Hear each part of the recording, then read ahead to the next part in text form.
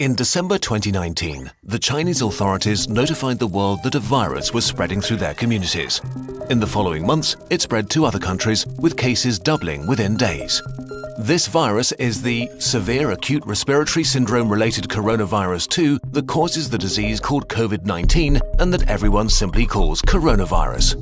Virus is really just a hull around genetic material and a few proteins, arguably not even a living thing. It can only make more of itself by entering a living cell. Corona may spread via surfaces, but it's still uncertain how long it can survive on them. Its main way of spreading seems to be droplet infection, when people cough, or if you touch someone who's ill and then your face, say rubbing your eyes or nose. The virus starts its journey here and then hitches a ride as a stowaway deeper into the body. Its destinations are the intestines, the spleen, or the lungs, where it can have the most dramatic effect. Even just a few coronaviruses can cause quite a dramatic situation. The lungs are lined with billions of epithelial cells. These are the border cells of your body, lining your organs and mucosa, waiting to be infected. Corona connects to a specific receptor on its victim's membranes to inject its genetic material. The cell, ignorant of what's happening, executes the new instructions, which are pretty simple: copy and reassemble. It fills up with more and more copies of the original virus until it reaches a critical point and receives one final order: self-destruct. The cell sort of melts away, releasing new corona particles, ready to attack more cells. The number of infected cells grows exponentially. After about 10 days, millions of body cells are infected and billions of viruses swarm the lungs. The virus has not caused too much damage yet, but corona is now going to release a real beast on you, your own immune system. The immune system, while there to protect you, can actually be pretty dangerous to yourself and needs tight regulation. And as immune cells pour into the lungs to fight the virus, corona infects some of them and creates confusion. Cells have neither ears nor eyes. They communicate mostly via tiny information proteins called cytokines. Nearly every important immune reaction is controlled by them. Corona causes infected immune cells to overreact and yell bloody murder.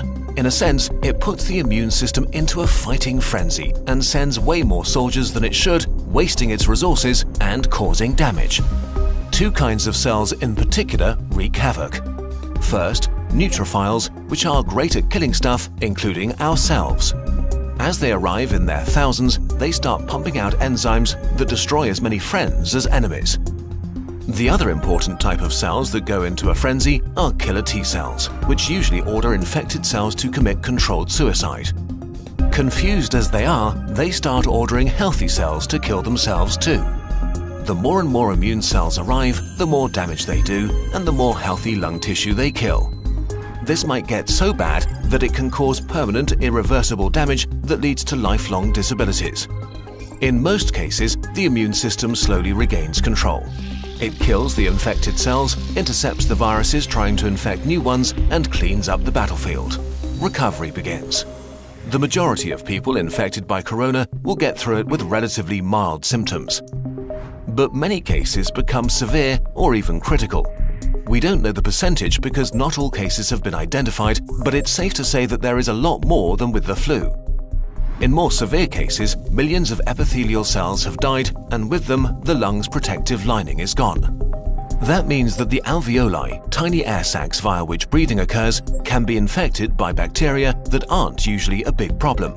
Patients get pneumonia, respiration becomes hard or even fails, and patients need ventilators to survive. The immune system has fought at full capacity for weeks and made millions of antiviral weapons. And as thousands of bacteria rapidly multiply, it is overwhelmed. They enter the blood and overrun the body. If this happens, death is very likely. The coronavirus is often compared to the flu, but actually, it's much more dangerous. While the exact death rate is hard to pin down during an ongoing pandemic, we know for sure that it's much more contagious and spreads faster than the flu. There are two futures for a pandemic like corona: fast and slow. Which future we will see depends on how we all react to it in the early days of the outbreak. A fast pandemic will be horrible and cost many lives. A slow pandemic will not be remembered by the history books. The worst-case scenario for a fast pandemic begins with a very rapid rate of infection because there are no countermeasures in place to slow it down. Why is this so bad? In a fast pandemic, many people get sick at the same time. If the numbers get too large, healthcare systems become unable to handle it. There aren't enough resources like medical staff or equipment like ventilators left to help everybody. People will die untreated. And as more healthcare workers get sick themselves, the capacity of healthcare systems falls even further. If this becomes the case, then horrible decisions will have to be made about who gets to live and who doesn't. The number of deaths rises significantly in such a scenario. To avoid this, the world, that means all of us, needs to do what it can to turn this into a slow pandemic. A pandemic is slowed down by the right responses, especially in the early phase, so that everyone who gets sick can get treatment and there's no crunch point with overwhelmed hospitals. Since we don't have a vaccine for corona, we have to socially engineer our behavior to act like a social vaccine. This simply means two things: not getting infected and not infecting others. Although it sounds trivial, the very best thing you can do is to wash your hands. Soap is actually a powerful tool. The coronavirus is encased in what is basically a layer of fat. Soap breaks that fat apart and leaves it unable to infect you. It also makes your hands slippery, and with the mechanical motions of washing, viruses are ripped away. To do it properly, wash your hands as if you've just cut up some jalapenos and want to put in your contacts next. The next thing is social distancing, which is not a nice experience, but a nice thing to do. This means no hugging, no handshakes. If you can stay at home to protect those who need to be out for society to function, from doctors to cashiers or police officers. You depend on all of them. They all depend on you to not get sick.